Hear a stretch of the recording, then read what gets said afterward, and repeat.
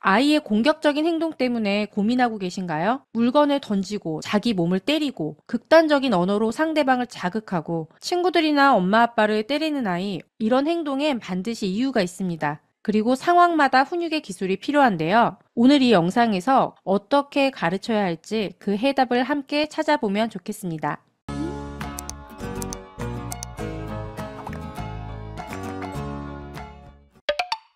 아이가 물건을 던졌다는 것, 친구를 때렸다는 것은 지금 이미 화가 많이 나 있다는 상태입니다. 어떤 이유로 인해서 지금 감정 조절이 안 되고 있고 마지막 모습으로 지금 공격적인 행동이 나오는 거예요.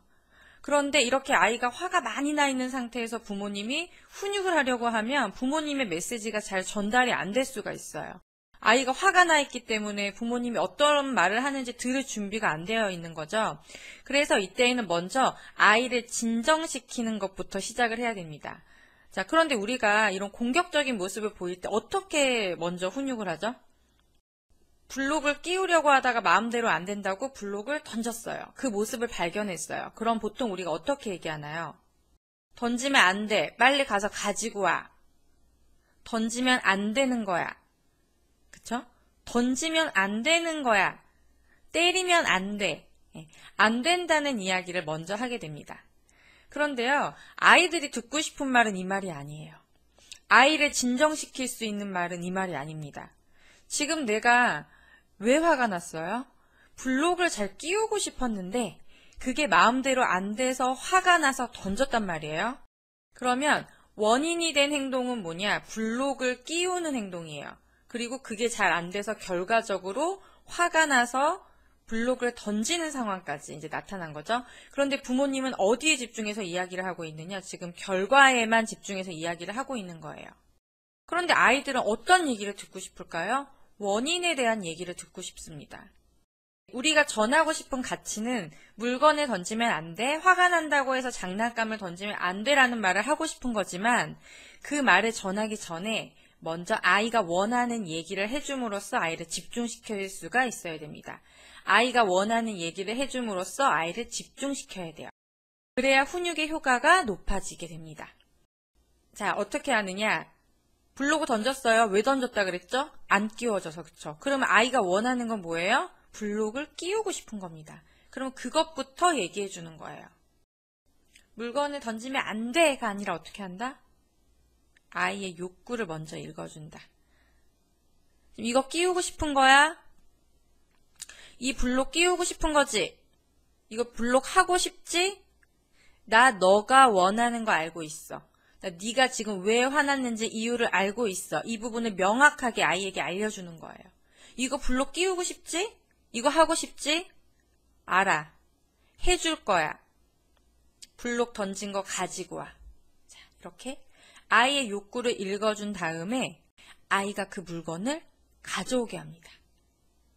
아이가 물건을 가져왔다는 건 훈육할 엄마의 이야기를 들을 준비가 되어 있다고 보셔도 돼요. 아이는 물건을 왜 주워왔을까요? 너 이거 하고 싶지? 엄마가 해줄 거야. 엄마가 알고 있어. 네가 지금 화난 거, 그 화나게 된 원인, 그걸 해결해 줄 수 있는 사람이야 라는 메시지를 줬기 때문입니다. 부모님이 가르쳐준 대로 했을 때 내가 성공의 경험을 많이 한 아이들이라면 엄마가 해줄 거야. 해줄 거야. 가지고 와. 이렇게 얘기했을 때 그 말을 믿고 바로 움직이죠. 아이와의 생활 속에서 다양한 것들을 아이에게 알려주고 확인시켜주고 성공의 경험을 제공하는 이런 공기 같은 훈육, 일상적인 훈육을 많이 한 부모님들은 이런 문제 상황, 공격적인 행동을 보이는 갈등 상황에서도 훈육이 잘 통한다는 거예요. 제가 36개월 이전에는 훈육 금지라는 영상을 이전에 만든 적이 있는데 그 영상을 보시면 이 부분에 대한 내용이 좀 자세히 나오고 있습니다. 자, 그런데요. 어떤 아이들은 이렇게 얘기했을 때 더 크게 우는 아이들이 있어요. 보란 듯이 더 블록을 던지면서 엄마의 반응이 어떤지 이렇게 살피는 아이들도 있죠. 이런 아이들은 이제 평소에 훈육을 잘 안 한 경우예요. 평상시에 일상적인 훈육을 안 했다는 건 뭐냐면 아이도 훈육을 받아본 경험이 없지만 부모님도 훈육을 해본 경험이 없는 거예요. 그쵸? 둘 다 초보예요. 그런데 이렇게 너무 어려운 문제, 이렇게 아이가 화가 나 있고 부모님도 절대 용납할 수 없는 이런 어려운 문제에서 서로 이걸 해결하려다 보면은 실패할 확률이 높아지는 거죠. 아이가 이성적으로 판단할 수 없는 상황이에요. 지금 화가 나 있는 상태이기 때문에. 그런데 내가 권위를 인정하지도 않는 부모님이 나한테 지시를 한단 말이에요. 뭔가 해준다고 얘기를 하는데 아이는 부모님이 나를 도와주려고 한다는 생각을 안 해요. 부모님이 나를 위해서 가르쳐 주려고 한다는 생각을 안 하고 이거를 어떤 기싸움이라고 생각을 해서 내가 더 강해, 내가 더 화났어. 나 이만큼 화났는데 왜 엄마는 평상시처럼 내 말을 안 들어주는 거야? 이런 생각을 하고 더 화났다는 걸 표현하려고 해요. 침을 뱉는다거나, 그렇죠? 머리를 땅에 박는다거나, 나 이만큼 화났어. 이런 걸 보여주려고 하는 거죠. 자, 그럼 어떻게 해야 될까? 우선은 아이를 진정시켜야 된다고 했어요. 반복해서 아이가 원하는 걸 우리는 이야기해 줍니다. 아이가 침을 뱉던 머리를 박던 당황하면 안 돼요. 아이가 왜 침을 뱉을까요? 왜 머리를 막 땅에다 박으면서 화났다는 거 표현할까요? 그 처음 원인이 뭐예요? 나 블록 끼우고 싶었던 거예요. 엄마가 간식 안 줘서 화난 거예요. 장난감 저거나 가지고 놀고 싶은데 친구만 가지고 놀아서 그거 마음대로 안 해서 화난 거예요. 그 원인이 있다는 거예요. 어떤 욕구가 있다는 겁니다. 계속 우리는 그걸 얘기해 줘야 돼요. 그걸 자꾸 말해 줘야 돼요. 나 너가 원하는 거 알고 있어. 나 그거 해결해 줄 수 있는데 너 화나지? 알아. 그거 내가 해결해 줄 거야. 자, 그런데 아이의 욕구를 읽어주라 그러면 좀 오해하는 경우들이 있어요. 이걸 부드럽게 표현해야 된다고 오해하는 경우들이 있습니다. 블록에 대해서 계속 예를 들어서 이제 이어볼게요. 블록을 끼우고 싶었는데 잘 안 돼서 아이가 화가 난 상황이에요. 그럼 여기서 어떻게 얘기해 줘야 된다고요? 이거 하고 싶지? 이거 만들고 싶지? 해줄 거야. 던진 거 가지고 와. 이렇게 얘기해야 된다고 했습니다. 그런데요, 이때 아이에게 욕구를 읽어줄 때 목소리 표현을 한번 보세요. 이거 하고 싶었던 거야? 이거 하고 싶었구나. 엄마가 해줄 건데 이거 던지면 될까 안 될까? 부드럽게 얘기하고 있습니다. 부드럽게 얘기하면 안 돼요. 이것도 제가 훈육의 목소리 0에서 10단계라는 영상을 만들어 드렸는데요. 거기에서도 반복적으로 이 얘기를 하고 있어요. 문제 상황이 일어났을 때는 목소리를 4, 5, 6단계로 단호하게, 단단하게 표현해야 한다. 아이가 지금 물건을 던진 건 이거는 그냥 누가 봐도 훈육 상황이에요. 단호한 훈육 상황인데 이때 아이를 설득하는 말투라든지 아이가 오해할 수 있는 부드러운 말투를 표현할 필요가 없어요. 아이의 욕구를 읽어주는 거지만 얼마든지 더 단호하게 표현할 수 있습니다. 이거 블록 이거 하고 싶은 거야? 이거 끼우고 싶은 거지? 이거 마음대로 안 돼서 화낸 거지? 알아. 가지고 와. 해줄 거야. 던진 거 가지고 오세요. 이렇게. 똑같은 메시지예요. 이거 하고 싶었어? 이거 하고 싶은 거지? 해줄 거야. 던지면 안 되지? 가지고 와. 이게 아니라는 겁니다. 이거 아니에요. 하고 싶어? 하고 싶어? 알아. 해줄 거야. 가지고 와. 같은 메시지도 목소리를 어떻게 표현하느냐에 따라서 상황에 따라서 이렇게 목소리를 다르게 표현해야 돼요. 특히나 이렇게 공격적인 행동을 보이는 거, 아이가 감정적으로 격해 있을 때 설득하려고 하고 아이를 자꾸 이렇게 분위기를 바꿔주려고 하면은요, 아이는 그것을 더 이용해서 더 떼를 쓰게 돼요. 그래서 단호하게 표현을 해주셔야 하고, 그래서 아이가 이제 엄마한테, 훈육하는 엄마한테 오면 이제 그때에는 우리가 정말 전하고 싶었던 메시지를 전하면 됩니다. 아이가 블록을 가져왔어요. 그러면 잘했어. 이거 하고 싶었던 거 알아. 그런데 이거 블록놀이 하고 싶다고 던지면 돼? 안 돼? 안 돼. 물건을 던지면 다칠 수 있고 이 블록이 망가질 수도 있어. 젤리는 이 블록을 하고 싶었던 거야? 망가뜨리고 싶었던 거야? 하고 싶었던 거지? 하고 싶었던 거면 던지면 돼? 안 돼? 안 돼. 자, 모든 내용들이 안 된다는 얘기도 이제 하고는 있는데요. 어떤 중심으로 가고 있냐면 아이가 하고 싶었던 욕구, 아이가 원했던 욕구를 중심으로 이야기가 흘러가고 있어요.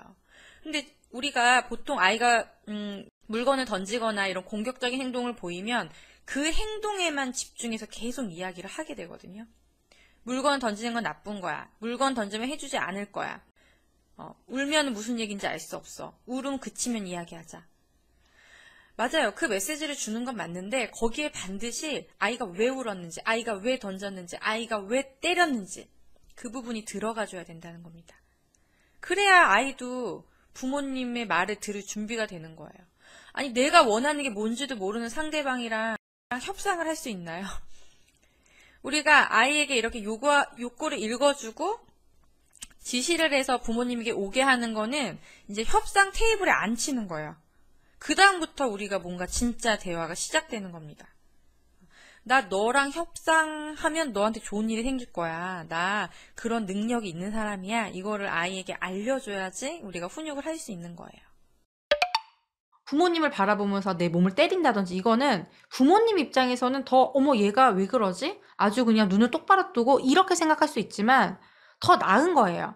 의도를 가지고 있는 거기 때문에. 그런데 이 아이가 부모님과 눈을 맞추거나 하지 않고 막 내 감정에 취해서 나를 때리고 이런 행동을 한다는 거는 지금 내 감정이 내가 컨트롤하기가 너무 힘들다라는 걸 보여주는 겁니다. 그러면 이 아이들은 왜 이렇게 부정적인 감정 조절이 안 되는 걸까요? 이 아이들의 어린 시절로 한번 돌아가 보겠습니다. 안녕하세요. 육아메이트 오영경입니다. 아이가 공격적인 모습을 보이면 많은 부모님들이 걱정이 되실 텐데요. 친구나 이렇게 타인을 때릴 때도 있지만 아이들이 자기 몸을 때리는 경우가 있습니다. 아이들이 자기 몸을 때린다면 어떤 상황인지 먼저 살펴봐야 되는데요. 첫 번째 상황은 뭔가 대립하고 있는 상황. 예를 들어 동영상을 보여줄 수 없다고 했을 때 자기 몸을 때린다.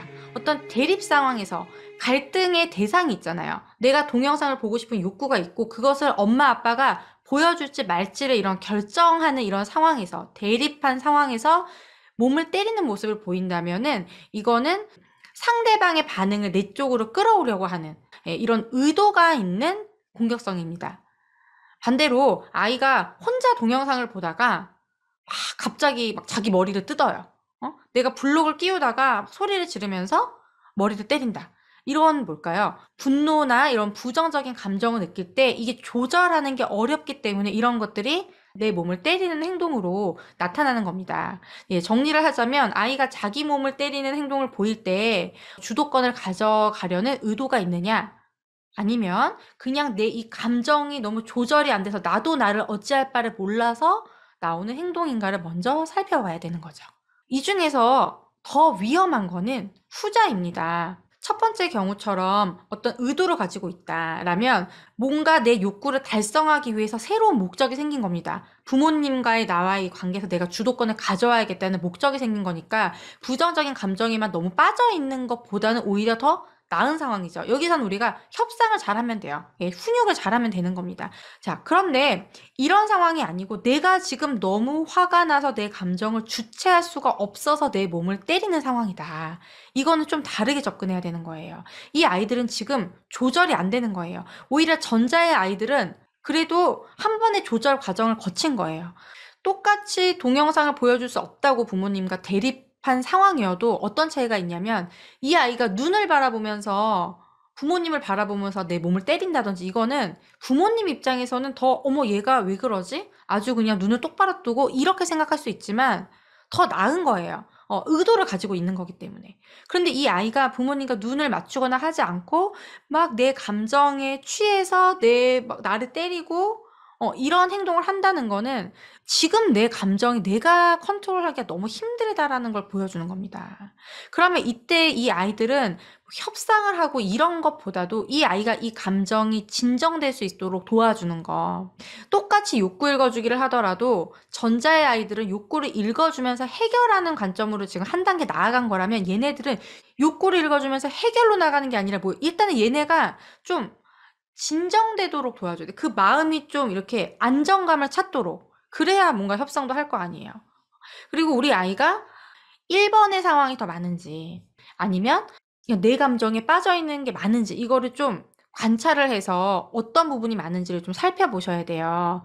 만약 우리 아이가 어떤 부모님을 자극하는 용도로 내 몸을 때리거나 이렇게 당황하게 만드는 이런 모습을 보인다면 부모님은 그 상황에서 아이의 욕구를 해결해주는 대화들을 연습하셔야 돼요. 훈육이 해결의 관점에서 이루어져야 되는데 항상 욕구를 통제하거나 아이가 강하게 나올 때 아이의 욕구를 들어주거나 이런 식으로 갔기 때문에 아이가 내가 원하는 것을 얻기 위해서 더 공격적인 모습을 보이는 거거든요. 그래서 바른 훈육법을 배우는 거 우선적으로 필요하다고 생각이 듭니다. 그런데 첫 번째 상황의 모습보다 아이가 자기 감정에 빠져들어서 그 감정에서 헤어나오지 못하는 모습들을 더 많이 보인다면 우리 아이들은 훈육법도 물론 필요한데요. 더 그 전에 해야 될 게 있어요. 지금 내가 내 몸을 때린다는 거 한번 생각해 보세요. 내가 내 몸을 때린다? 아이들에게 쉬운 거 아니에요. 내 몸을 아프게 하고 싶은 사람은 없잖아요. 그런데도 내 몸을 아프게 한다는 거는 그만큼 화가 많이 났다는 거잖아요. 내가 참을 수 없다는 겁니다. 그래서 이때 무언가를 아이들을 진정시키고 하는 건 부모님들한테도 굉장히 어려운 과제가 될 거예요.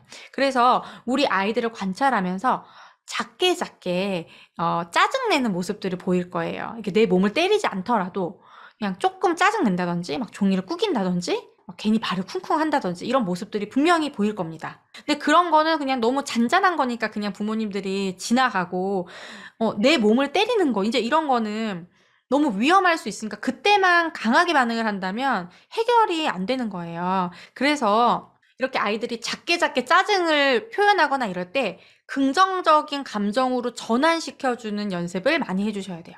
전자의 아이들도 짜증들이 평소에 많이 있을 거예요. 그럼 이 아이들은 그래도 이렇게 긍정적으로 전환하는 것보다는 그 상황에서 아이가 생각할 수 있는 준비가 되어 있는 아이들이니까 짜증이 좀 잔잔할 때는 아이가 선택할 수 있는 거리도 주면서 네가 이게 부정적인 감정을 느꼈을 때 해결할 수 있는 방법이 있단다를 좀 더 알려주는 거라면 이 지금 후자의 아이들은 감정에서 빠져나오는 연습이 지금 필요한 아이들이기 때문에 좀 더 사실은 어린 연령한테 쓰는 방법이거든요. 이거는 감정을 전환시켜주는 거는 뭐 예를 들어서 글씨를 쓰다가 삐뚤어져서 안 돼서 짜증내고 있어요. 그러면 그때 좀 이성적으로 너가 어떤 선택을 할 수 있고 이거가 지금 얘네들은 조절이 안 되는 거예요. 그래서 일단은 짜증내고 있을 때 새로운 종이를 갖다 주면서 아이가 좀 즐거운 마음으로 시작할 수 있게 해주거나 이것도 아이가 거부를 한다면 평상시에 좋아하는 놀이나 이런 상황들로 좀 전환을 시켜주는 거죠. 물론 이 과정에서 아이가 심하게 때를 쓰고 막 더 공격적으로 나온다면 그거는 이제 단호한 문제 해결 훈육으로 갈 수밖에 없는 거지만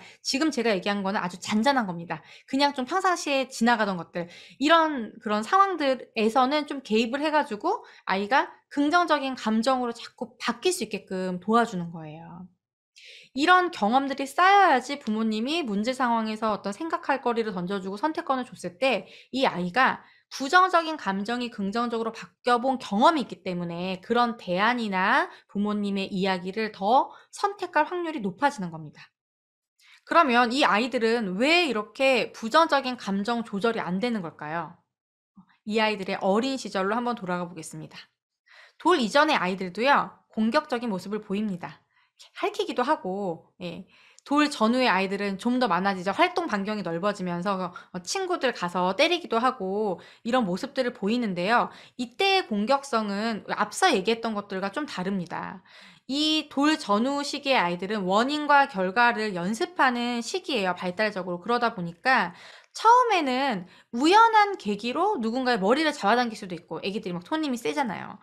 그럴 수도 있고 그냥 내가 장난감이 갖고 싶었기 때문에 그냥 본능적으로 장난감을 가져오면서 친구를 때렸을 수도 있고 밀었을 수도 있고 또는 내가 이렇게 했을 때 엄마의 반응이 어떨지 궁금해서 그냥 엄마의 얼굴을 만지다가 때려볼 수도 있고 내가 뭔가 이런 행동을 했을 때 반응이 오네? 그 다음에 다시 한번 내가 이렇게 할 때도 그런 반응이 올까? 이런 거를 시험해보고 싶은 욕구가 막 솟아날 때란 말이죠. 그래서 우연히 시작했던 활동이 좀 강화가 돼서 공격적인 모습들이 보이기도 해요. 그럼 이 시기 아이들의 훈육은 뭔가요? 제가 이전에 0에서 24개월 훈육을 방향 바꾸기라고 하면서 그 방향 바꾸기 방법을 아주 구체적으로 안내한 영상이 있습니다.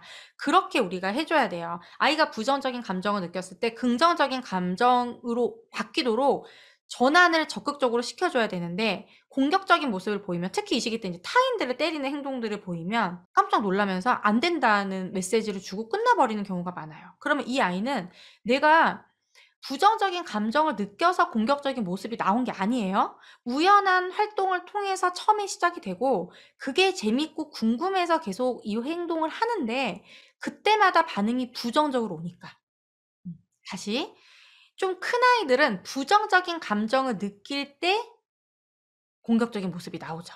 그쵸? 근데 12개월 전후의 아이들은 그게 아니라는 거예요. 처음에는 내가 원인을 제공했을 때 반응이 오면, 자극이 오면 그게 이 시기 아이들 발달에 굉장히 적합한 이 아이들이 원하는 그런 상황이란 말이에요. 그렇기 때문에 그 행동을 계속 실험하면서 반복하게 된다. 내가 이런 행동을 할 때 친구를 밀거나 장난감을 뺏거나 핥히거나 이런 행동을 할 때 항상 부정적인 감정을 느끼니까 처음에는 호기심에서 시작됐던 건데 이게 반대로 바뀌어 버리는 겁니다. 나중에는 부정적인 감정을 느낄 때 이런 행동들이 더 나오게 되는 거죠. 부모님들이 이런 얘기 하세요. 어쩔 때는 관심을 받기 위해서 하는 것 같기도 하고, 어쩔 때는 친구의 장난감을 뺏기 위해서 일부러 그러는 것 같기도 하고, 헷갈린다. 이런 얘기를 하시는데, 그 둘 다 정답인 거예요. 본능적으로 궁금해서 이 행동을 많이 할 때가 있었는데, 뭐가 먼저 시작했느냐가 없이 이게 그냥 섞여버리는 거죠. 나중에는 호기심에서 나오는 행동보다는 부정적인 감정을 느꼈을 때 공격적인 모습이 더 많이 나오게 되는 거죠. 자, 그래서 12개월 이전에 아이들이 공격적인 모습을 보인다면 아이가 호기심에서 나오는 행동일 가능성이 높단 말이에요. 그러면 그거를 긍정적으로 좀 다른 쪽으로 전환시켜주고, 만약에 내가 뭔가 물건이 갖고 싶어서 운다, 이럴 때는 지난 영상에 제가 말씀드린 대로 단계별로 아이의 관심을 다른 쪽으로 이끌어주는 거예요. 그러니까 여기서도 포인트가 뭐냐, 부정적인 감정을 느끼도록 두지 않고 오히려 긍정적인 경험으로 만들어줘야 되는 게 이 훈육의 목적인 겁니다. 근데 아이가 공격적인 모습을 보이면 긍정적으로 전환시키기보다는 그 부정적인 감정에 머물면서 끝나는 경우들이 많기 때문에 반대로 가고 있는 거죠. 그래서 이런 경험들을 많이 어린 시절에 한 아이들은 유아기에 와서도 어떤 모습을 보일까요? 부정적인 감정을 느꼈을 때 긍정적으로 해소해본 경험이 없기 때문에 좌절감을 느껴서 더 그 감정에 빠져들면서 해결이 안 되는 겁니다. 그래서 어렸을 때 이렇게 긍정적인 감정으로 전환을 못 시켜줬다면 우리 아이가 그 시기가 지나서 이제 36개월 넘었어요. 또는 6살, 7살이에요. 그렇다 하더라도 생각하는 훈육을 하기 이전에 아이가 이 감정에서 빠져나오면서 긍정적인 경험, 아, 괜찮구나. 내가 부정적인 감정을 느꼈지만 이게 해결되지 않고 계속 가는 게 아니구나. 해결의 경험이 없는 아이들은 어때요? 내가 부정적인 감정을 느꼈을 때 이게 해결되지 않고 우리는 몰랐지만 그게 얼마나 더 오래 갔을지 모르잖아요. 아침에 혼나고 점심때 돼서 얘가 왜 이렇게 밥을 안 먹지? 그러면 또 부정적인 피드백을 받아. 이렇게 되면은 얘가 의도하지 않았지만 꽤 오랜 시간 동안 부정적인 감정을 계속 느끼게 되고 이게 학습이 되면 한 번 부정적인 감정을 느끼면 어때? 이게 전환이 안 될 거라는 게 너무나 당연하게 되는 거죠. 근데 부모님들이 이 아이가 이렇게 감정을 전환하고 생각할 수 있는 힘이 없다는 걸 모르고 자꾸 뭐 안 된다는 얘기만 한다면 점점 더 이제 아이가 힘들어지는 거죠. 감정 조절에 있어서.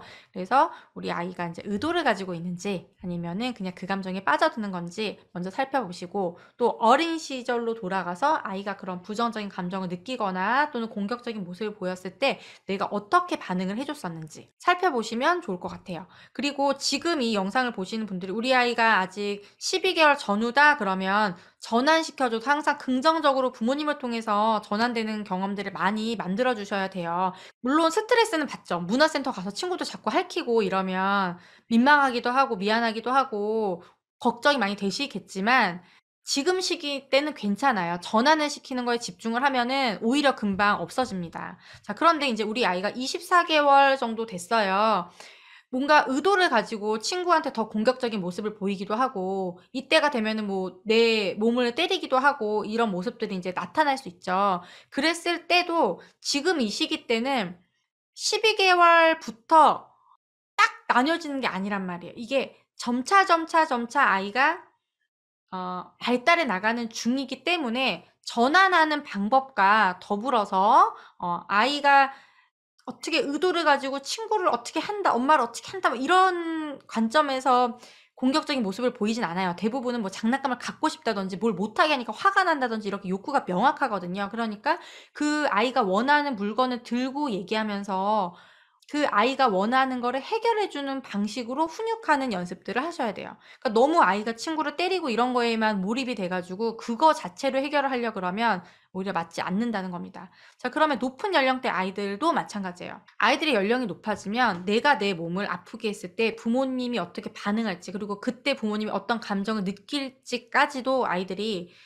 알 수 있겠죠. 그러기 때문에 더 우리가 침착하게 반응을 해야 됩니다. 24개월 전후의 아이들이나 6, 7세 아이들이나 초등학년기의 아이들이나 똑같아요. 욕구에 집중하는 건. 근데 대화로 더 많이 푸느냐, 어떤 구체물을 보여주면서 짧게 아이의 반응을 이끌어내면서 훈육하느냐의 차이인 거지, 이 욕구에 집중하는 건 똑같아요. 공격적인 모습에 집중하면 안 된다. 예. 욕구에 집중하는 거예요. 그런데 너무 그 감정에 빠져들어서 조절을 못하는 아이들은 마치 12개월 전후의 아이들을 우리가 전환시켜 주듯이 이 아이들이 극도로 흥분했을 때 말고 조금씩 잔잔하게 부정적인 감정들을 표현할 때 전환시키는 연습. 부모님이 도와줘야 돼요. 스스로 전환 못해요. 이 아이들 연습이 안 되어 있기 때문에 어릴 때부터. 그러니까 그런 것들을 발견해서 12개월, 24개월 요때 우리가 해줬어야 할 긍정적인 전환을 지금 한다는 생각으로 가벼운 짜증부터 접근해서 전환시키기 적용해 보시면 좋을 것 같습니다. 자, 그런데 이런 경우도 있습니다. 아이가 너무 기분이 좋을 때 자기 몸을 때리는 아이. 너무 기분이 좋아서 막 흥분해서 점프하다가 막 벽에다 머리를 박는다든지, 예. 또는 뭐 옆에 있는 사람들을 때리기도 하고, 이런 모습을 보일 때, 아니, 얘는 지금 화가 난 것도 아니고, 왜 이런 모습을 보이지? 어떻게 내가 반응을 해줘야 되지? 이런 고민들을 하는 경우들이 있어요. 자, 이것도 감정 조절이 안 되는 겁니다. 어떤 감정이요? 내가 긍정적인 감정을 내가 감당할 수 없을 정도로 너무너무 즐거운 이런 상황들, 흥분한 상태에서 이것을 적절하게 조절해서 표현하는 게 안 되는 거예요. 부정적인 감정은 공격성처럼 표현이 되기 때문에 부모님들이 그래도 통제를 하는데, 긍정적인 감정을 느낄 때 아이가 공격적인 모습을 보이면 너무 이제 당황스러운 거죠. 근데 이건 역시도 감정 조절이 안 되는 거니까 어떻게 해줘야 될까요? 아이가 긍정적인 감정을 느낄 때 이것을 표현할 수 있는 방법을, 이건 역시도 평상시에 많이 연습을 해야 됩니다. 뭐가 있을까요? 엄마가 좋아하는 간식을 줘서 너무 기뻐해요. 이랬을 때 예를 들어서 엄마가 높이 점프, 점프 이렇게 시켜준다든지, 아니면 손을 잡고 빙글빙글 돈다든지, 아니면 너무 맛있어, 너무 맛있겠다, 막 이렇게 표현으로, 말로 표현하는 거, 나 이거 너무 먹고 싶어, 아니 너무 먹고 싶었어, 이렇게 한다든지. 그럼 뭐 표현은 여러 가지가 있겠죠. 어쨌든 그냥 평상시에 그냥 간식을 주고 그냥 끝날 수도 있지만, 우리 아이는 좀 기분이 좋을 때 이걸 조절하는 방법을 잘 모르는 것 같아. 그러면 막 친구들이랑 지금 침대에서 점프하고 막 난리가 난 이런 상황에서 전환을 시키는 건 좀 어려우니까 조금 아이가 기뻐하고 이런 어떤 내가 긍정적인 감정을 느낄 때 그것을 드러나게 표현할 수 있는 방법들을 안내를 해준다. 그래야 우리 아이가 격하게 내가 감정이 올라왔을 때 부모님이 우리 손잡고 돌을까? 엄마가 점프 시켜주고 하면서 그걸로 이게 대체가 되는 거죠. 그러니까 부정적인 감정과 마찬가지로 긍정적인 감정도 이렇게 조절하는 연습들을 함께 해주시면 아이가 기분이 좋았을 때 내 몸을 때리거나 친구를 때리거나 이런 행동이 아닌 안내해 준 방법으로 표현이 될 거예요. 이건 역시도 문제가 발생했을 때 하는 것이 아니라 평상시에 발견해서 이런 연습들을 꾸준히 하는 것이 필요합니다. 특히 훈육을 할 땐 어떤가요? 아이들도 굉장히 감정이 격해 있는 상태고 부모님도 뭔가 평상시와는 다른 단호한 태도로 아이를 대하게 되는데, 이때 아이가 갑자기 공격적인 이야기를 한다거나 안 하던 행동, 막 침을 뱉으려고 한다거나 이제 이랬을 때 굉장히 당황하게 되죠. 당황하게 된다는 건 그 순간 아이가 의도를 했던 안 했던 주도권이 아이에게 넘어가면서 그 훈육을 성공으로 이끌기는 굉장히 어렵습니다. 그래서 제가 오늘 준비한 내용은 아이가 예상치 못한 당황스러운 말과 행동을 보였을 때 부모님이 어떻게 반응해야 되고 어떤 마음을 가져야 하는지, 이 부분에 대해서 이야기를 나눠보겠습니다. 며칠 전에 딸이랑 이제 밥을 먹는데 그냥 요즘에 너무 밥을 잘 먹으니까 예전에 밥 안 먹었을 때 뭐 이런 일들이 이제 남편하고 얘기를 나누면서 그냥 제가 무심코 지나가는 말로 내가 그래도 많이 고쳐놨지 이렇게 얘기를 했어요. 근데 우리 딸이 이제 내가 잘못한 것도 없는데 나를 고치잖아 이러면서 갑자기 짜증을 내는 거예요. 이제 칭찬의 분위기였는데 제가 예전에 그래도 내가 많이 이렇게 고쳐놨지 이 말 한마디 때문에 우리 아이 심기를 건드린 거죠. 얘가 막 짜증을 내면서 응? 엄마가 날 고치잖아. 뭐 날 왜 고쳐 엄마가 막 이러면서 뜬금없이 화를 내는 거예요. 근데 저도 되게 많이 피곤했었고 뭐 그거에 대해서 대화를 길게 이어나가고 싶지 않아서 그냥 그러면 안 되지만 몇 마디 이제 무시를 했어요. 그랬더니 더 강력한 무기를 장착해서 저한테 말을 하는데 뭐라고 하냐면 엄마가 날 죽이세요. 엄마가 날 죽이면 고치지 못하겠네요. 네, 그렇게 하면 되겠어요. 이렇게 얘기한 거예요. 네, 6살입니다. 저도 깜짝 놀랐어요. 날 고친다는 말을 듣기 싫다는 거죠. 근데 그걸 내가 표현했는데 엄마가 거기서 반응이 없으니까 이제 더 강력하게 이렇게 얘기를 하는 거예요. 처음에는 좀 당황했죠. 올 것이 왔구나. 좀 오늘 좀 세게 나오네. 내가 아까 말을 좀 잘 들어줬어야 됐는데 그 시기를 놓쳤구나 이런 생각이 들더라고요. 그러면서 어떻게 얘기를 해야 될까 좀 생각을 했어요. 가만히 있었어요. 그러니까 남편이 저쪽에서 저를 이렇게 쳐다보더라고요. 남편은 좀 살짝 놀란 것 같았어요. 저는 표정 관리를 하면서 천천히 아이한테 다가갔죠. 그리고 이렇게 얘기했어요. 엄마가 밥 맛있게 먹고 있는데 고쳤다. 예전에 못 먹어서 밥을 잘 안 먹어서 엄마가 고쳤다고 얘기한 그 고쳤다는 말이 그렇게 싫었어? 이렇게 얘기했어요. 그랬더니 눈을 말똥말똥 뜨고 저를 이렇게 쳐다보더라고요. 곧 울 것 같은 표정이었어요. 자기도 세게 나가놓고 이제 심장이 그쵸? 두근두근 했겠죠. 기존에 하지 않던 말을 이렇게 하고 엄마의 반응이 어떨지 이제 기다리고 있는 상태인데 엄마가 다가와서 이렇게 딱 물어보니까 긴장했을 거예요. 제가 만약 이렇게 얘기했으면 어떨까요? 너 지금 뭐라 그랬어? 무슨 얘기한 거야? 죽인다는 말 하는 건 나쁜 거야. 엄마가 왜 죽여? 자, 이게 말을 하면서도 되게 입에 담기가 약간 좀 담고 싶지 않은 그런 말이네요. 하면서도. 근데 어쨌든 그 아이가 말한 그 부정적인 언어에 대해서만 계속 이야기를 한다면 아이는 내가 엄마를 이 말로 되게 자극을 했구나. 어쨌든 굉장히 나쁜 말이 맞구나라는 거를 학습하는 것과 더불어서 원인이 되는 것에 대한 이야기는 쏙 빠지고 뭔가 해결하는 것이 아니라 나를 다그치는 것 같은 이야기를 하기 때문에 이 훈육이 성공으로 갈 수가 없습니다. 사실 좀 깊게 들어가면 아이가 원하는 건 뭐냐?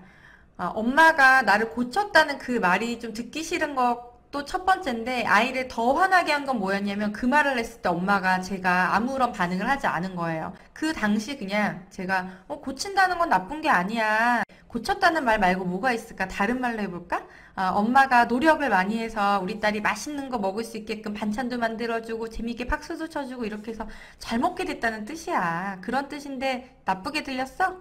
그랬어? 그거 아니야.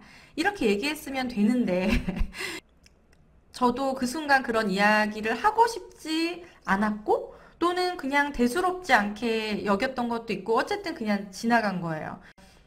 작은 훈육, 어떻게 보면 긍정적인 훈육, 일상적인 훈육으로 끝날 수 있는 부분이 이제 문제 상황으로까지 좀 발전을 한 거죠. 그랬으면은 어쩔 수 없습니다. 더 노력을 해야 되는 거죠.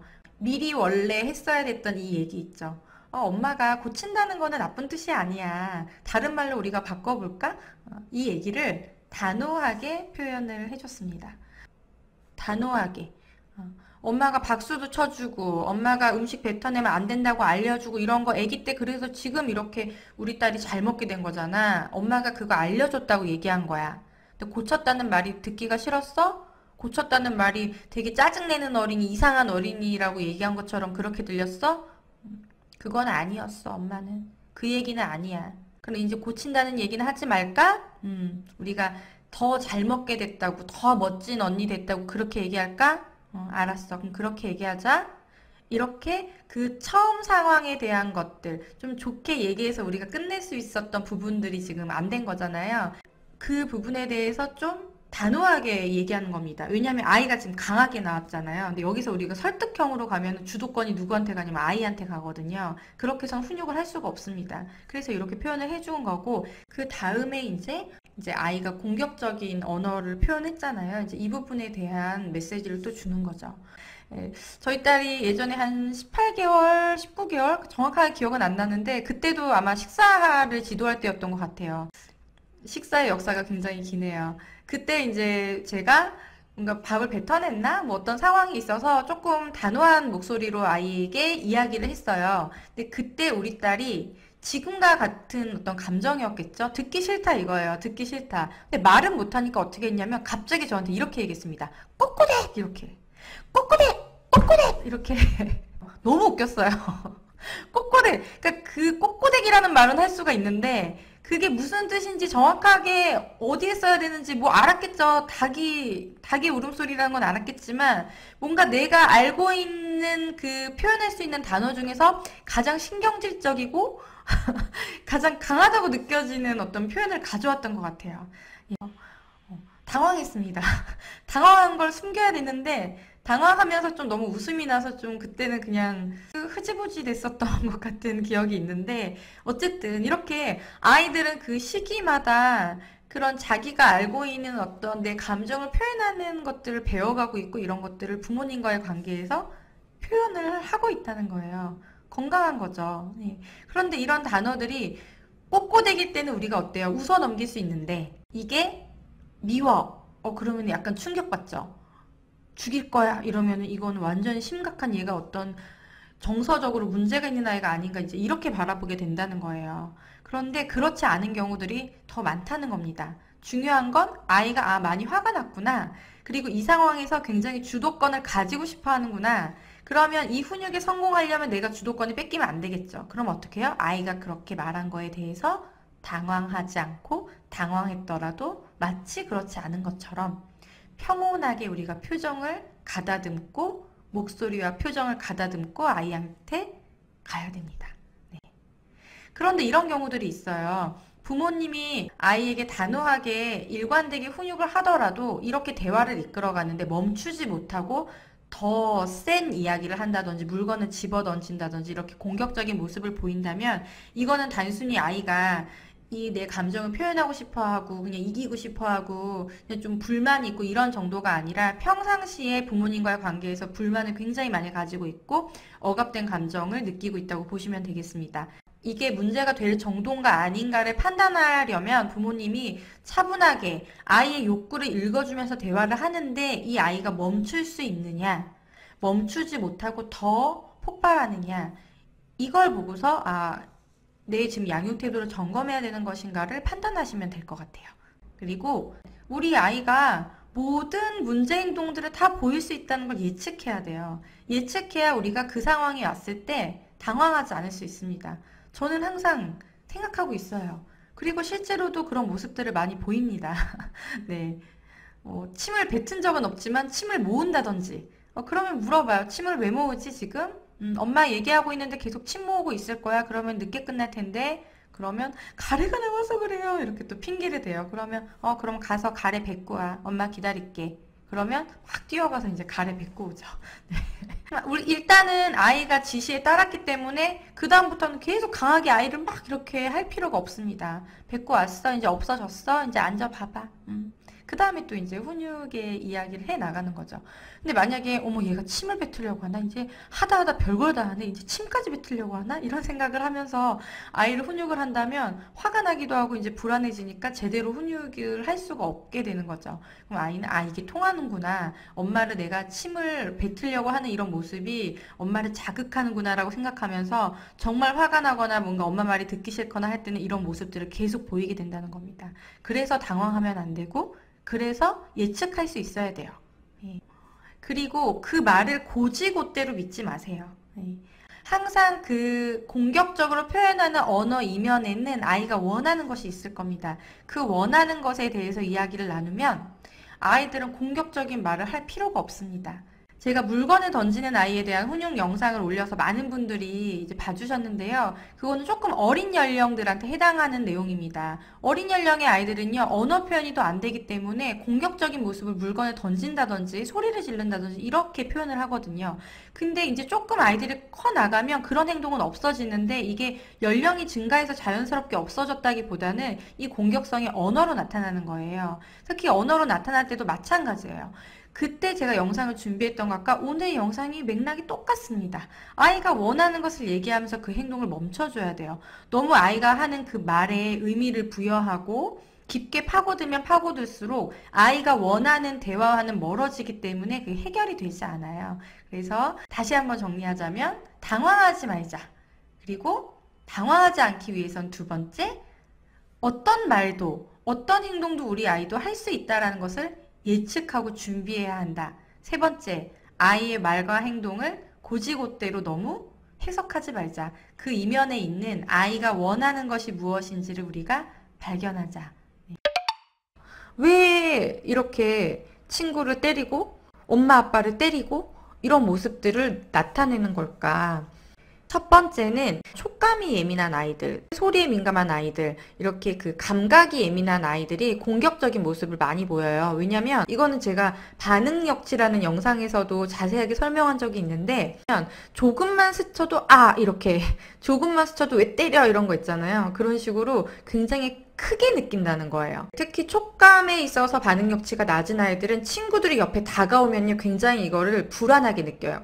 조금만 다가오려고 해도 먼저 방어하는 관점에서 친다던가 때린다던가 이런 모습들이 나타나죠. 그리고 상대 친구는 활동성이 되게 높아요. 그리고 호기심이 많은 아이예요. 그런 친구가 자꾸 내 앞에 왔다 갔다 하고 언제 나한테 다가올지 몰라요. 걔가 너무 활동적이고 그러니까. 그러면 자꾸 경계하게 되면서 공격적인 모습을 보일 수가 있는 거죠. 소리에 민감한 것도 마찬가지예요. 동생이 크게 운다든지 친구가 막 큰 소리로 돌아다니면 어때요? 예민해지는 거죠. 우리 어머님들 중에서도 소리에 민감하신 분들 있잖아요. 평상시에는 아이를 잘 봐주다가 아이가 울면은 진짜 그 울음소리를 못 견뎌서 화가 나는 어머님들 계시거든요. 그런 것과 같다고 보시면 돼요. 나는 듣기 싫어도 그 소리가 들려. 그리고 자꾸 나를 자극해. 나를 불편하게 하는 거죠. 그러면 이렇게 신경이 곤두서잖아요. 그때 친구가 내 옆에 지나가거나 뭔가 그 친구가 내 장난감에 관심을 보이거나 이랬을 때 아이들이 거부적인 표현을 한다는 겁니다. 이 외에도 기질적인 것들은 여러 가지가 있지만 중요한 것이 뭐냐면 이건 원인이 있다는 거예요. 이게 왜곡된 생각일지 모르겠지만 어쨌든 친구가 내 옆에 오는 걸 두렵게 느끼고 이제 불안하게 생각하는 거기 때문에 그 자체가 이유가 되는 거예요. 또 한 가지 어떤 특징이 있냐면 장난감을 뺏길 때만 공격성이 나온다든지 뭔가 내가 하고 싶은데 친구가 가지고 있어요. 그래서 그걸 가지고 싶을 때 반대로 이럴 때 공격성이 나온다든지 뭔가 상황이 있을 때 공격성이 나온다는 건 이유가 있는 거죠. 그쵸? 이유가 있는 거죠. 이런 아이들의 특징은 뭐냐면 부모님이 허용적인 경우에 이런 모습들이 나타납니다. 저는 굉장히 통제 많이 하는데요. 허용적이지 않은데요. 그렇게 말씀하시는 부모님들도 있어요. 근데 그 깊이 있게 이제 양육 태도도 살펴보면 통제가 높게 나와요. 왜 높게 나오냐면 내가 통제하는 그 몇 가지, 정말 안 된다고 생각하는 몇 가지는 정말 강하게 통제하거든요. 근데 그 외에는 다 허용이야. 허용하는 그 기준 자체가 낮은 거죠. 뭔가 내가 A를 원할 때, 내가 이걸 원할 때 다른 대안도 선택할 수 있어야 되는데 그냥 아이가 원하는 것들 그냥 내가 해줄 수 있으니까 남에게 별로 피해를 주는 것도 아니고 어머니가 해줄 수 있잖아요. 뭐 예를 들어서 엘리베이터 버튼 누르는 거 이런 거 언제나 아이가 할 수 있게끔 해줄 수 있잖아요. 이제 그런 어떤 기준 자체가 낮다는 거죠. 갑자기 그런 생각 드실 거예요. 그럼 엘리베이터 버튼 아이가 누르게 하면 안 되나요? 그건 아닌데 이제 항상 아이가 누르는 걸로 기본이 되어 있으면 친구가 눌렀을 때 공격성이 나올 수 있겠죠. 왜 내가 누르는 건데 네가 눌러 이렇게. 그러니까 항상 제가 그 양육 기준 세우기에서 말씀드리는 것 중에 예전 영상에서도 하나 얘기했었는데 그 중에 하나가 뭐였냐면 지금 허용해 주는 것을 앞으로도 허용해 줄 수 있느냐. 또 한 가지 기준이 여기서 나오네요. 뭐냐면 내가 허용해 줄 수 있어도 친구나 교사가 허용해 줄 수 있는가. 허용해 줄 수 없다면 엘리베이터 버튼을 누르게 하더라도 우리는 뭔가 그 상황에서 알려줘야 돼요. 내가 생각했을 때 그냥 남에게 피해를 주거나 이제 이런 것들만 강하게 통제하고 나머지는 허용한다면 이제 아이들은 배움의 기회가 없는 거죠. 그리고 더불어서 아이가 이 공유의 개념이 부족한 아이들은 내가 나눠본 경험이 없는 거죠. 그쵸? 내가 A를 원할 때 항상 A를 줬던 거예요, 부모님이. 내가 젤리를 원하면 젤리가 오고, 내가 집에서 소방차로 놀고 싶으면 소방차로 놀고, 그렇잖아요. 특히 형제자매가 없는 경우에는 뭐 소방차 노는데 엄마가 내가 이거 가지고 놀 거야 이렇게 하겠어요? 안 그러시죠? 그러니까 이런 공유를 배울 경험이 없는 거죠. 그래서 한 3세 때 아이들한테는 이 장난감 공유 때문에 아이들이 문제 상황들이 많이 생겨요. 거기 가면 물고 때리고 꼬집는 애들 많거든요. 그러다 보니까 부모님이 아우 다 애들이 그렇지 뭐 다 지나가면 없어져 이렇게 말씀하시는 분들이 있는데 그렇게 해서 지나가서 없어지는 아이들도 있어요. 그때는 모를 때니까 그 공유의 개념을 배워야 되는 시기인데 니 거 내 거 개념이 없다 보니까 몰랐다가 점점점 알게 되면서 없어지는 경우가 있는데요. 이거를 부모님이 알려주지 않으면 기관에서 배우지 않으면 모르잖아요. 모르고 그냥 자꾸 친구 걸 빼앗았을 때 혼나고 동생이 태어났는데 동생한테 양보하지 않고 그랬을 때 혼나고 이런 것들이 반복되다 보면 4살, 5살, 6살 돼도요. 힘듭니다. 공격성이 나와요. 언제? 내가 뭔가를 하고 싶은데 누군가 방해할 때 또는 오지도 않았는데 항상 얘가 다가오면은 엄마가 양보하라는 그런 상황들이 많이 생겼잖아요. 그러면 오기만 해도 일단 보기가 싫을 거 아니에요. 오는 게 싫겠죠. 그러니까 먼저 공격적으로 나가요. 언어보다는 신체적인 공격성이 먼저 나가죠. 근데 이런 경우도 있어요. 아이들이 3세 때나 4세 때는 언어가 잘 안 되니까 그때는 신체적인 공격성으로 나가다가 사실은 이 공격성이 해결된 게 아니에요. 내 마음으로는 다 이게 이해가 된 게 아닌데 일단은 안 된다는 걸 아니까 나눠주더라도 말로 이제 너랑 안 놀아, 너 나한테 오지 마, 너 싫어 뭐 이러면서 너 바보야 뭐 이런 거 있잖아요.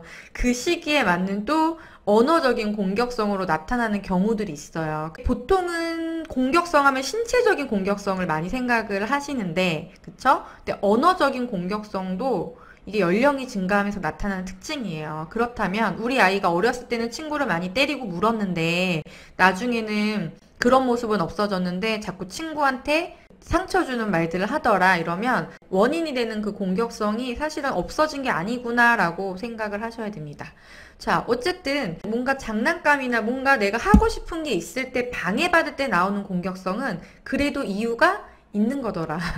내가 일단 장난감 가지고 놀고 싶은데 자꾸 양보하라고 그러고 나눠주라 그러면 누가 그거를 하고 싶겠어요. 내가 집에서 라면 혼자 먹으려고 끓였는데 자꾸 막 2명, 3명이 달려들어가지고 먹겠다 그러면 주기 싫잖아요. 그쵸? 지금 당장 뭔가 있을 때 얘기하면은 사실 양보하는 게 어른들도 쉬운 게 아니에요. 그러면 평소에 아이한테 많이 주고 뭔가 나눠주는 경험. 내가 먹을 게 젤리가 이만큼 있어. 평소보다 굉장히 많이 있는데 거기서 그냥 하나 줄 수 있잖아요. 친구한테 줬는데 이제 그런 걸로 칭찬받는 경험.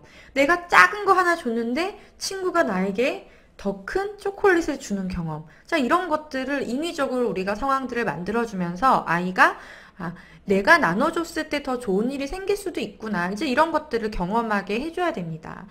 그리고 양육 태도에 있어서도 기준을 세워서 아이가 내가 원하는 장난감이 이거여도 사실 장난감 좋은 거 되게 많잖아요. 다른 거를 선택해도 더 재밌게 놀 수 있다는 거를 알고 있어야 되죠. 그 아이가 그래야 편안해지잖아요. 그쵸? 그런 우리가 훈육들도 함께 해줘야 한다. 예, 이 부분을 기억해 주시면 되겠습니다. 자, 그러면 다음 유형은 어떤 유형이냐면 이유가 없는데 때리는 아이들이에요. 특별하게 이유가 없어. 물론 뭐 장난감이나 친구가 다가오거나 귀찮게 하거나 이럴 때 더 공격성이 나오긴 하는데 그냥 그런 거 아니고 지나가면서 툭 치거나 형제 갈등에서 그런 거 많죠. 동생 서 있는데 그냥 가서 확 밀어버린다든지 이런 식으로 갑자기 가만히 있다가 막 이렇게 막 이렇게 소리를 지른다든지 그냥 막 던진다든지 이런 모습들 불특정 다수에게 불특정 상황에서 공격성이 나오는 경우가 있어요. 이런 경우는 원인이 어디에 있냐? 부모님의 애정성에 있었습니다. 그래서 여기는 그냥 부모님의 애정 표현만 해주면 그 공격성이 정말 많이 없어지거든요. 왜냐면 그냥 그걸 원했던 거니까. 그걸 원했던 거니까. 그리고 사실은 더 훈육도 깊이 있게 들어가야 되는 게 맞는데 너무너무 그걸 원했고 사랑을 원했고 그런 부족함 때문에 그 세상에 대한 분노가 공격성으로 표출되는 거기 때문에 그 기본적인 욕구가 채워졌을 때 아이들이 그냥 몽글몽글해지는 거죠. 이런 경험들을 많이 해요. 아이들 애정 표현, 아니 나도 많이 안아주고 사랑해 주는데 내 마음은 정말 사랑하는데 그 아이들이 좋아하는 표현을 어떻게 해야 되는지 몰라서 놓치는 경우도 있고, 너무 육아가 이제 힘들어서 그런 경우, 동생이 태어나다 보니까 좀 비교가 돼서 그런 경우, 뭐 여러 가지 이유는 있겠지만 아이 입장에서는 그 이유는 나랑 상관없다는 거예요. 나는 받고 싶은 거죠. 그게 이제 아이들의 본능인데 채워지지 않았을 때는 굉장히 공격성이 심각하게 나타나지만 오히려 해결은 간단하더라는 겁니다. 예, 전자의 경우에는 막 대화법 가지고 가면서 주도권 잡고 뭐 막 여러 가지가 사실 스킬들이 들어가야 돼요. 근데 네, 사랑만 잘 줘도 해결이 되죠. 순한 양이 돼요, 아이들이. 네, 자, 이런 경우가 있었습니다. 그리고 마지막은 어떤 유형이냐면 집에서는 공격성이 전혀 안 나타나는데 기관에서만 공격성이 나타나는 경우예요. 집에서 훈육이 잘 돼. 말도 잘 들어요. 모범적이에요. 그러니까 엄마는 너무 답답한 거죠. 내가 뭐 앞에서 내 앞에서 공격성을 보여야 훈육을 할 거 아니에요. 나는 훈육이 자신이 있는데. 근데 이거 뭐 뒤통수 맞는 거죠. 얘가 나랑 있을 땐 괜찮은데 기관에서는 공격적인 모습을 보인다. 자, 이런 경우에 양육 태도를 분석했는데 정말 같은 부모님이라고 해도 과언이 아닐 정도로 비슷한 패턴을 보인다는 거죠. 이 유형에 해당하는 부모님들은 양육 태도를 보면 애정성이 굉장히 높았습니다. 또 반응성이라는 것도 있어요. 애정성하고는 좀 다른데 어쨌든 그 아이의 요구에 즉각적으로 반응해주는 이 반응성도 굉장히 높았어요. 그러니까 연인으로 따지자면 나에게 사랑도 충분히 주고 막 모든 것들을 해주는 그런 부모님인 거죠. 그리고 통제도 굉장히 높아요. 통제도 높아요. 그러니까 우리가 어떻게 보면은 양육태도, 바람직한 양육태도의 기준으로 봤을 때는 완벽한 거죠. 그런데 왜 아이는 공격적인 모습을 나타낼까? 또 한 가지 특징이 있었는데 뭐냐면 허용치가 아주 낮습니다. 허용하면 안 되는 것들만 물어봤지만 사람이잖아요. 관계잖아요. 우리 부모 자녀 관계는 연인 관계잖아요. 연인 관계면 어때요? 좀 유연해야 되는 거죠. 너무 칼 같으면 안 돼요. 너무 칼 같으면 안 돼요. 일관성도 너무 높으면 안 돼. 예, 일관성도 너무 높으면 안 되고. 그런데 허용치가 그 한 어머니는 10점 만점에 제일 낮았던 분이 0.3 있었습니다. 예, 부모님이 그러니까 아이에게 선택권을 거의 안 주고 부모님이 다 알아서 하는 그런 모습들을 보였어요. 그러니까 아이는 너무 답답한 거죠.